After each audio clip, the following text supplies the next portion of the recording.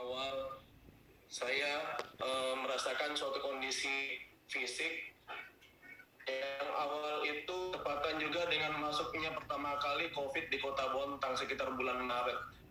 Waktu itu selalu merasakan kondisi fisik saya meriang, tiba-tiba lemas, tiba-tiba jantung berdebar kencang.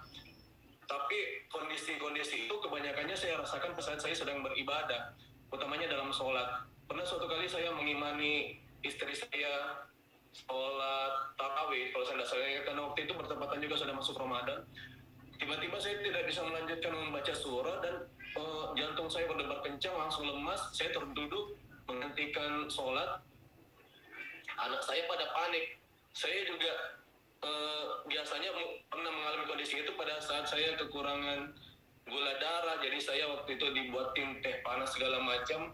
Kondisi itu alhamdulillah bisa saya lewati. Besoknya saya ke rumah sakit. Saya memeriksakan diri, dan di rumah sakit itu saya diperiksa darah. Tekanan saya tiba-tiba meningkat. Tadinya tekanan darah saya itu kisaran normal 120. Waktu itu kalau saya tidak salah ingat, tiba-tiba naik jadi 150. Padahal sebelum memeriksakan diri ke rumah sakit, sempat memeriksa dengan alat di rumah itu, kisarannya masih normal waktu itu. Nah, pada saat saya pulang ke rumah, tekanan darah saya waktu itu normal lagi. Saya berpikir, loh kok bisa sedrastis ini, tekanan darah saya naik turun gitu. Pada saat saya diberikan informasi dokter bahwa Pak ini ada kondisi infeksi virus tapi tidak mengarah ke COVID. Waktu itu saya agak lega. Semoga ini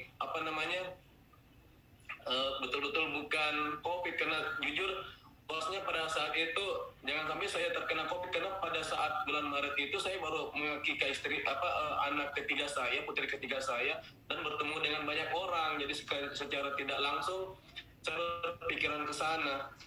Nah, beberapa kali terus terang kondisi itu saya berikutnya saya sholat juga, tiba-tiba jantung saya berdebar kencang, saya berhenti. Besoknya saya ke dokter jantung, memeriksakan ke rumah sakit, dan di rumah sakit itu pemeriksaan EKG kalau nggak salah ya.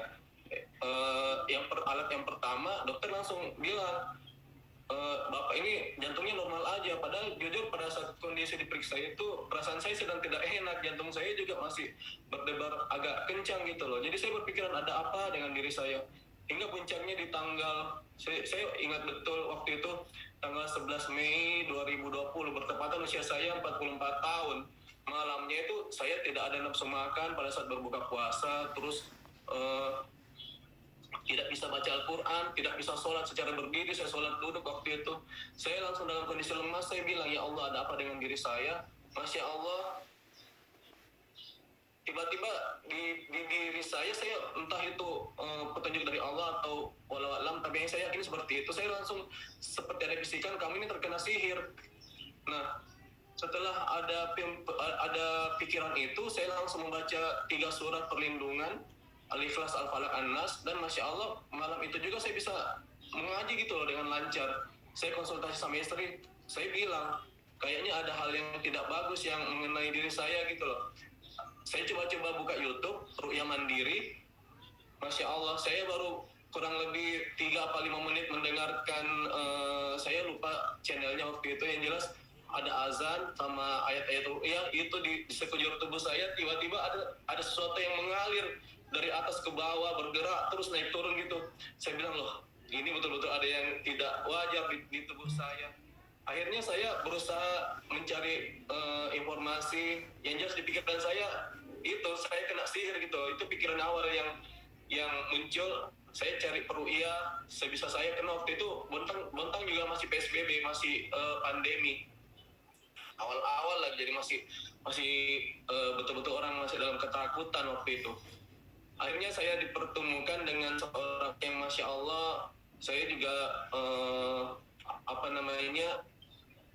tahu beliau niatnya betul-betul untuk berdakwah. Beliau sama sekali tidak mau menerima apapun dari saya, dan saya sangat bersyukur Allah pertemukan dengan orang-orang yang seperti itu, termasuk diantaranya Masya Allah saya mungkin nanti menyinggung Ustadz Wahyu. Tapi di pertemuan awal dengan Ustadz yang meruqyah saya itu metodenya mohon maaf masih kesurupan. Jadi jin itu selalu diajak komunikasi, diminta informasi dari mana asalnya. Akhirnya diceritalah dia dikirim oleh dukun si A, terus yang ngirim itu, yang pesan itu si B.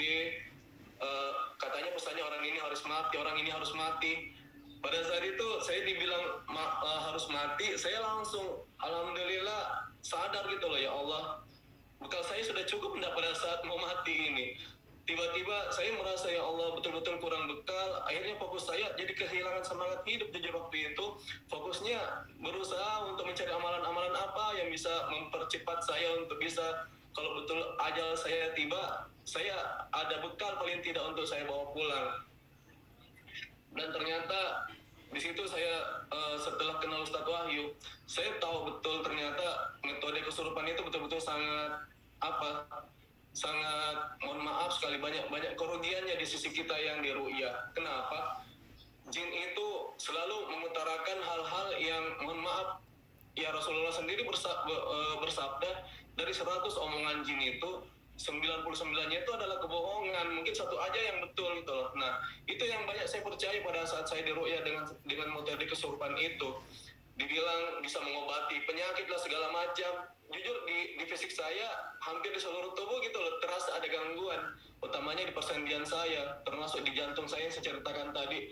Nah, pada saat saya diberitahu sama jin oleh jin itu, dia bisa mengobati atas atas perintah yang meruqyah saya juga sih waktu itu. Dibilang sebelum kamu tinggalkan tubuh Pak Andi, bisa enggak kamu perbaiki kerusakan-kerusakan yang kamu bikin.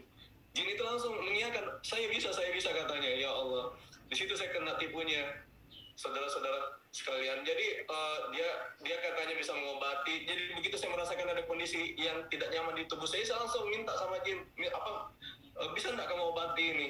Langsung dia bilang bisa. Saya langsung di situ, ya Allah, kok saya mintanya sama jin ini tiba-tiba saya di situ tersadar, jin itu mohon maaf saya baru menginginkan atau memikirkan sesuatu, sudah ada jawaban dari dalam diri saya gitu loh. Saya langsung berpikir, loh ini saya bagaimana merasakan nanti ini petunjuk dari Allah atau bisikan dari jin gitu. Itu yang betul-betul terasa yang mengganggu pada saat itu. Hingga saya mungkin singkat cerita aja, qadarullah Allah pertemukan dengan seorang Ustadz Wahyu yang Masya Allah saya tidak bisa melupakan awal saya melalui telepon dengan beliau, kata-kata yang betul-betul yang menjadi titik balik saya mungkin untuk bisa, yang saya anggap saat ini untuk sembuh itu pada saat saya berkomunikasi awal. Beliau mengatakan kepada saya, Pak Andi, kalau Pak Andi masih kesurupan, itu berarti imannya masih di bawah jin, makanya akan dikuasai terus. Saya langsung di situ istighfar, ya Allah, ternyata selama ini saya merasakan gangguan-gangguan yang segala macam, banyak sekali gangguan yang saya rasakan, termasuk keluarga saya, usaha saya mungkin, Masya Allah. Nah, setelah mendapatkan peringatan itu dari Ustadz Wahyu, saya berusaha untuk minta sama Allah supaya saya betul-betul dijaga jangan sampai kesurupan lagi. Dan saya memohon pertolongan Allah dan mengundang Ustadz Wahyu datang ke Bontang pada saat itu. Dan Masya Allah, dalam kondisi PSBB, dalam kondisi COVID, awal-awal pandemi itu, Allah menggerakkan hati seorang Ustadz Wahyu untuk bersedia datang ke Bontang waktu itu. Masya Allah, saya sangat bersyukur dan berterima kasih sekali kepada beliau dan keluarga. Beliau 9 hari datang ke Bontang, mengajarkan kami ru'yah syariah, mengajarkan istri saya, bahkan sempat meru'yah istri saya, anak-anak saya, membentengi kami dengan mungkin yang sebentar lagi insya Allah akan beliau sampaikan langsung kepada bapak-bapak, ibu-ibu sekalian. Jadi saya tidak perlu berpanjang lebar. Intinya apa yang saya mau tekankan, bahwa apa yang diajarkan oleh Ustadz Wahyu sebentar lagi yang akan disampaikan itu betul-betul insya Allah adalah solusi terbaik yang saya pahami dan yang saya ketahui saat ini. Karena memang ternyata saya sangat meyakini apa yang beliau sampaikan, bahwa kesembuhan itu seiring dengan peningkatan keimanan. semakin kita bisa meningkatkan keimanan, insya Allah di situ juga akan berbanding lurus dengan ridho Allah, karena menurut beliau kesembuhan itu berdasarkan dari 3 hal. Yang pertama ridho Allah, yang kedua kesolehan peru'yahnya, yang ketiga adalah peningkatan iman kita sendiri sebagai yang diru'yah atau yang menginginkan kesembuhan itu. Nah, insya Allah yang saya pengalaman saya dengan kita berusaha meningkatkan keimanan, insya Allah mudah-mudahan itu juga berbanding lurus dengan ridho Allah yang kita terima gitu loh. Jadi kalau masalah kesolehan peru'yah itu betul-betul menurut saya ya, Masya Allah, saya betul-betul dipertemukan dengan orang yang tepat. Jadi kadang saya berpikir, saya menganalogikan anak saya ujian, diberikan soal-soal ujian, tapi di sampingnya itu ada gurunya yang mendampingi, memberikan jawaban-jawaban. Jadi itu yang selama saya diberikan ujian penyakit dari Allah ini, saya selalu ada yang mendampingi gitu, dan masih kesabarannya seorang Ustadz Wahyu, hanya Allah yang bisa membalas beliau. Amin. Dan saya sangat menyarankan saudara-saudaraku semua bisa mengambil ilmu yang sangat bermanfaat ini, tidak menyia-nyiakan kesempatan ini, karena demi Allah tidak semua Allah pilih untuk bisa mendapatkan ilmu yang sangat berharga ini. Dan bersyukurlah saudara-saudara, bapak-bapak, ibu-ibu sekalian, Allah termasuk dipilih oleh Allah untuk bisa mendapatkan ilmu dari Ustadz Wahyu. Mungkin saya tidak perlu terlalu berpanjang lebar, saya sudah mengutarakan kronologis. Kalau saya mau mengutarakan semua, mungkin sampai setengah hari pun tidak selesai. Tapi saya untuk menyampaikan dan memotivasi bahwa ini adalah betul-betul yang tepat untuk segala kondisi, baik itu penyakit medis maupun non medis, karena inti kesembuhan itu adalah datangnya dari Allah. Kita ini diru'yah atau meru'yah dalam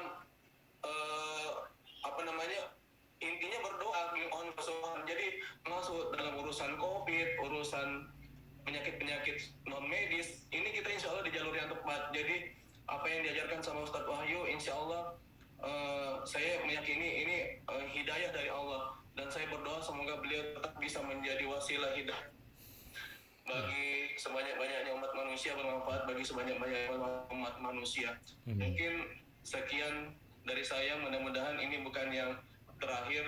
Mudah-mudahan berbagi ke depannya jika ada hal yang dibutuhkan. Assalamualaikum warahmatullahi wabarakatuh. Waalaikumsalam warahmatullahi wabarakatuh.